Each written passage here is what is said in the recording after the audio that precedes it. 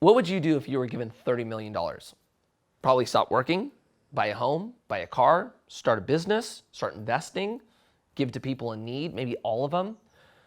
We think that by getting a large sum of money, that it's going to change our life forever. And we kind of assume that it'll be for the good. But in a lot of cases, getting that much money actually changes our life for the bad. There's a lot of ways that you can get a big lump sum of money. You can win the lotto. You can get an inheritance, a bonus, a lawsuit. You can become a millionaire by some random altcoin. The reality is, a third of people that win the lotto are bankrupt in the first 3 years. If you get an inheritance between 20 and 40, odds are that you're going to lose half of it in the first few years based on bad spending and bad investments. Now, not everybody's going to win the lotto. I hope anyone watching this doesn't play the lotto, but the reality is there are ways that we can just get a big lump sum of money. And knowing that a lot of people that get this end up losing it and view it as the worst thing that ever happened to them, we are going to do a video talking about what to do first in case that happens, so that if you do come up on a windfall of money, it ends up blessing the rest of your life. But first, I'm going to ask for you to like and subscribe to the channel. We're on this goal. We want to get to 10,000 subscribers this summer, and we're growing, which we're excited about, because that means more and more people are becoming financially literate and helping us achieve our purpose. So please smash the like button, and we'll get into it right now.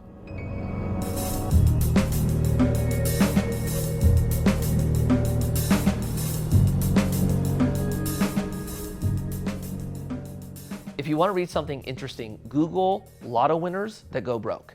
And you're going to see story after story from people that burnt through cash. And not like a small amount. Like I was reading something, some guy burnt through $315 million. The percentage of suicide with lotto winners is through the roof. So why does this happen? And I think the two big things at play here are, one, money magnifies who you are. Like we kind of automatically assume that money makes you evil. I don't believe so. I think money shows who you already are. It just brings it out. So I think you see a lot of us struggle with fear and greed when that type of money comes into play. Two, which I think is another big one, for anyone who doesn't have money, most don't have the tools to manage it correctly. So what do you think is going to happen when you throw all of this money on them? Like if you're not managing money correctly when you have a little, why are you going to manage money correctly when you have a lot? The reality is you're not going to. Something fascinating I was watching that kind of complements that idea is on TikTok, they were talking about like, what if we all went to like the same starting point? Like everyone's wealth is at $1 million. Ready, go. What would happen? And what his idea was, which I agree with, a small percentage of people, it would change their life. But the majority of us in 5 years would look exactly like it looks right now. The people that know how to make money and manage money correctly will be ahead, unfortunately. And the people who aren't financially literate and have bad spending habits will burn through it and it will look the same as it does today.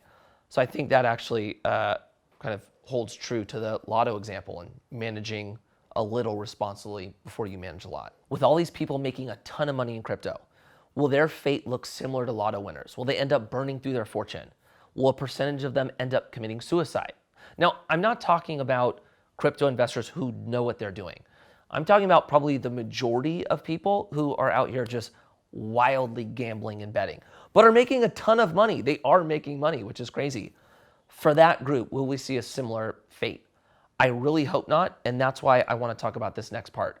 How do we change our lives for the better if we are getting a ton of money? If we're going to change our lives financially, getting a lump sum of money is not it. You have to create the discipline and the foundation first. If you're somebody who's making $90,000 a year and you're spending $89,500, you are going to be in this situation for the rest of your life, regardless if you make more money.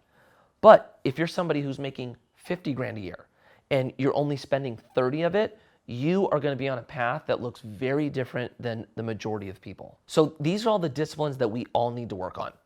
Be out of consumer debt, pay yourself first, have your emergency fund set up, have your long and short-term goals established, have opportunity cash available, participate in tax-efficient vehicles, employer match on your 401k, fund your Roth IRA, have a diversified portfolio that matches your risk tolerance and your capacity, always maintain your buy-sell discipline, and most importantly, stay consistent. If you have all of these things established, it doesn't matter if you get a windfall of cash. You just throw that money right into the system you already have created and keep on moving forward. This is why the foundation is so important. If you have a weak foundation, you can't build anything on it. If you have a solid foundation, sky is the limit. So for our community, I'm not really worried about anybody if they get a big sum of money. But for people who aren't on this mission with us, if you know anybody in this situation, send them this video. Really, the more of us that are on this path, the better our communities are going to be, taking charge of our financial future.